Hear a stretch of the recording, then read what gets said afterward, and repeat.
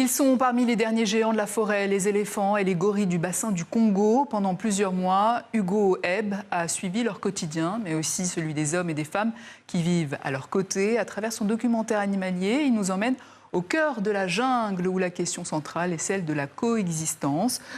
Hugo Ebb, bonsoir. Bonsoir. Alors vous êtes photographe animalier et réalisateur. Qu'est-ce qui vous a le plus marqué en pénétrant au cœur de cette forêt du bassin du Congo, au-delà de ce que vous étiez venu filmer?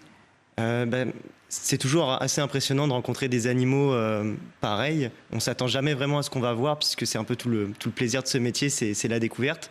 Et si je dois garder quand même un souvenir, c'est un bébé gorille que j'ai eu la chance de rencontrer. En plus de ça, à l'origine, notre tournage était annulé. Celui qu'on a vu dans le... C'est exactement, c'est celui-ci, ouais.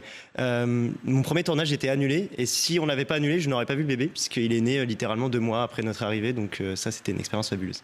Alors, on va regarder un extrait de votre documentaire, on en parle. Ici, la jungle respire, palpite. Et dans l'ombre, les gardiens de cet équilibre millénaire veillent en silence.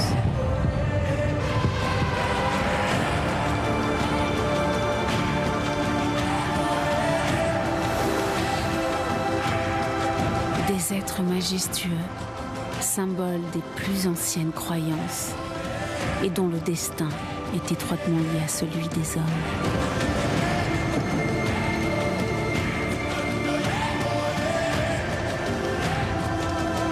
Pour les rencontrer, il faut s'effacer et se perdre au cœur de la jungle. Voilà, avec la voix de Laetitia Casta. Alors, vous avez suivi des éléphants de forêt, comme on l'a vu, et des gorilles. Qu'avez-vous découvert de ces animaux que le grand public ne connaît pas? Déjà, les éléphants des forêts, c'est une espèce qui est assez nouvelle, en tout cas à nos yeux, puisque à l'origine, on pensait qu'il y avait une seule espèce en Afrique, c'était les éléphants d'Afrique. Et les scientifiques ont remarqué que c'était une espèce un peu différente. Et donc, depuis 2020, on sait que les éléphants des forêts sont une espèce à part entière. Et puis après, ce qui m'a aussi beaucoup marqué, c'est ma rencontre avec les populations locales.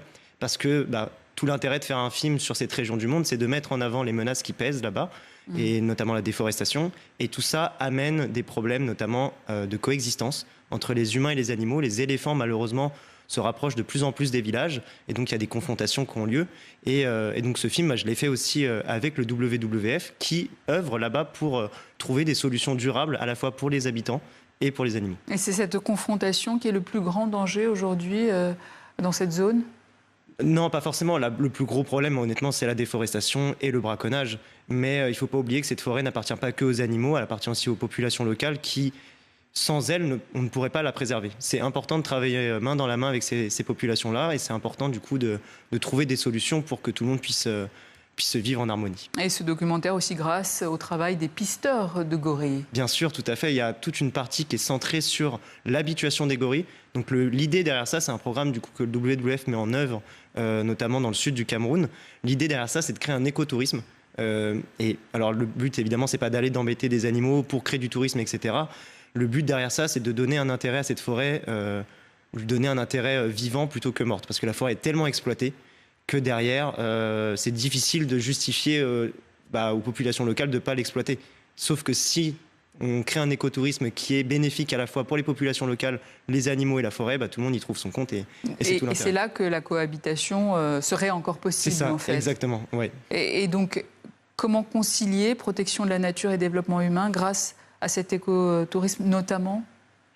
Alors, tout est expliqué dans le film, mais c'est vrai que c'est jamais noir ou blanc. Dans tous les cas, pour ceux qui n'ont pas vu, parce que tout le monde n'a pas regardé le film. Oui, le film est encore disponible sur YouTube gratuitement sur la chaîne du WWF.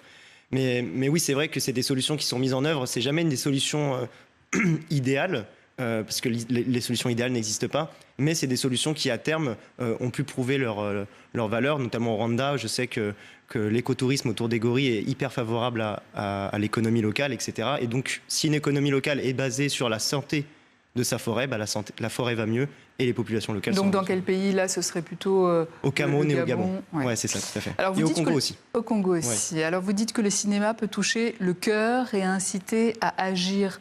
Pourtant, il y en a eu des films animaliers. En quoi les connaissances scientifiques ont-elles évolué depuis ?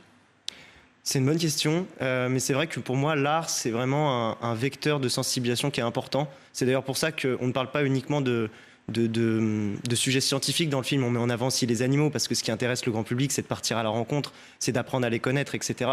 Et c'est du coup au travers le regard des animaux qu'on peut passer des messages, notamment celui de la déforestation et du braconnage. Est-ce que votre regard sur notre rapport à la nature a changé depuis ce documentaire ? Alors c'est sûr, à chaque voyage, j'ai envie de dire que ça me chamboule et ça change un peu ma vie. Et les gorilles, il y a quelque chose de fascinant, c'est qu'ils sont extrêmement proches de l'homme.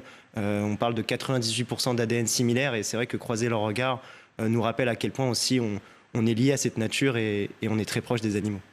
Hugo Ebb, merci. Merci beaucoup. Réalisateur du documentaire animalier Au cœur de la jungle.